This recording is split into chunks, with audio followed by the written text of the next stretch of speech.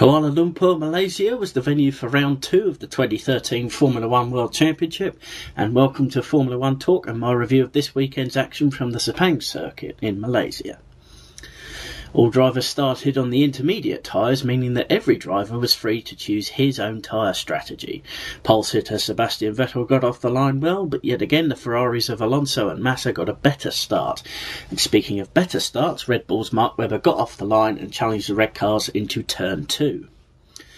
Alonso got too close to Vettel, damaging his front wing in the process, but he managed to keep pace well with the leaders. However, he didn't pit for repairs at the end of the lap. This proved to be a costly decision as the remainder of the wing collapsed and Alonso didn't make the first corner of lap 2, losing control of the car and crashing out of the race. Alonso scoring a DNF this early in the season can make all the difference at the end of the year, considering how close last year's championship was. The other 21 cars made it safely around onto lap 2, with things beginning to settle down in the next few laps. However, the Malaysian weather was unusually calm as the drivers and teams had to change onto their slick tyres. Nico Hulkenberg demonstrated why Sauber signed it for 2013, taking the fight to Australian race winner Kimi Raikkonen, who was having a much more difficult race compared to 7 days previously.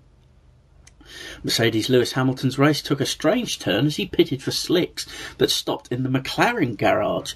Remember, Lewis had been at McLaren since his entry into the sport in 2007. His former mechanics ushered him forward towards the Mercedes pit where the stop went off without a hitch. Lots more notable action took place in the pits this weekend as the Toro Rosso of Jean-Eric Vergne was released into the path of Caterham's Charles Pic as the Caterham was coming into the pits. The race stewards decided to fine the Toro Rosso team for this incident, and later on a similar incident occurred in the race between Nico Hulkenberg of Sauber and Kimi Raikkonen of Lotus, but it was ruled to be safer than this one and no action was taken. However, one of the stories of the race was the misfortune of the Force India team and their pit stops. When the time was right and for the change of the slicks, both cars were called in for their stops, but the problem with the rear left on the first car meant that the second had to queue behind, both cars losing massive amounts of time. Transpired that the problems of Force India were due to overheating of the wheel nuts keeping the tyres on their cars. This caused the tyre guns to continuously spin. This caused the team to retire both cars due to safety reasons, a cruel twist of fate considering the double points finish 7 days ago. Jenson Button too fell foul to problems in the pits. 3 of his tyres went on just fine. The final remaining tyre went on, but not to normal standards, wobbling as he left the pits. He was stopped very close to the pit garage, a couple of teams down. He was wheeled back to his pit box where the tyre was firmly fastened and he eventually went on his way. The team brought him in and retired him, realising that points were not on the cards this weekend later on in the race. This weekend was dominated by Red Bull, who had worked their tyres better than 7 days ago in Australia, with Mark Webber in front of his championship teammate. The two Mercedes of Rosberg and Hamilton behind in 3rd and 4th. The race then took a highly controversial turn as the Red Bulls, who had finished their scheduled pit stops, and their own team rulebook states that their drivers can battle for position up to their final pit stops and then must hold station behind your teammate. However, Sebastian Vettel passed Mark Webber, defying team orders, taking the lead in a dangerous move into the first corner. Meanwhile, the two Mercedes of Rosberg and Hamilton were swapping positions towards the end of the race, both drivers having made their final stops with Hamilton just ahead of Rosberg. Mercedes had been on the radio to Lewis advising him to save fuel and slow his pace. Rosberg behind, growing impatient with the speed of the car in front, radioed in, stating that he was faster and asked if he could pass his teammate for 3rd place. Rosberg denied his request, giving the order to Rosberg to stay behind Hamilton for the remainder of the race. Unlike his compatriot Vettel, Nico obeyed the order stayed in 4th for the duration of the race, telling the team to remember his sacrifice later on in the season once the race had completed. Hamilton stated that Rosberg deserved to score the podium finish rather than himself. Relations looked strained between Webber, Vettel and Red Bull on the podium, and this was clear during the podium interviews as Mark Webber stated that Vettel would be protected when the team debriefs took place after the race. On to the race results now, and 1st place is Sebastian Vettel. 2nd, his teammate Mark Webber. Lewis Hamilton was 3rd. Nico Rosberg 4th. 5th place, a quiet race for Felipe Massa. 6th for Romain Grosjean, out racing his teammate this time around, Kimi Raikkonen in 7th. Nico Hülkenberg with his first finish of the season in the points for Sauber in 8th. Sergio Perez picking up a couple of points for McLaren. And the final point went to Jean-Eric Vergne of Toro Rosso. Now for the updated Drivers' Championship standings. Vettel is top on 40. Raikkonen second on 31.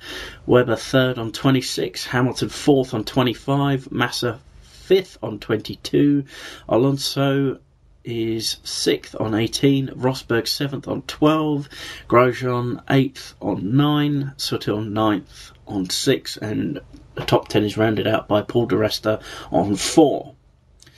The Constructors' Championship standings, Red Bull top on 66, Lotus second, equal second with Ferrari, but Lotus have won a race, so they're on 40 points, as are Ferrari. Mercedes on 37, double points finished this weekend.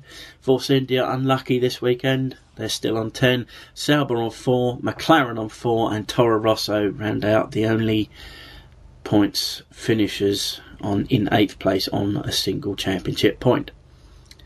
So what conclusions can we draw from this weekend? Well, we can safely say that team orders are well and truly back in Formula 1, with one team seeing their orders obeyed and the other team issuing orders seeing them ignored by their reigning 3-time world champion. The overall community must feel sorry for Mark Webber and Nico Rosberg, the two victims today. Other victims include Jenson Button, who says he could have scored a podium finish, and of course the two Force India drivers, Adrian Sutil and Paul di Resta. Rosberg's frustration is understandable, as team orders stopped him from taking a well-deserved podium finish. But team orders are supposed to stop unenviable inter-team squabbles or dissension. However, the tension that must now exist within the Red Bull camp, thanks to the decision of Sebastian Vettel to ignore their team orders and the wishes of the team to remain behind Mark Webber, must be paramount. Mark Webber must now think seriously about his future. This weekend, Vettel proved what type of individual he is, proving he will do whatever it takes to win races and championships. One thing he doesn't have right now is the respect of the Formula 1 community. There is 3 weeks now until the next race in China, so Red Bull have around 21 days to defuse the Webber-Vettel situation. A question that needs to be answered was asked by BBC interviewer Lee Mackenzie to Mark Webber.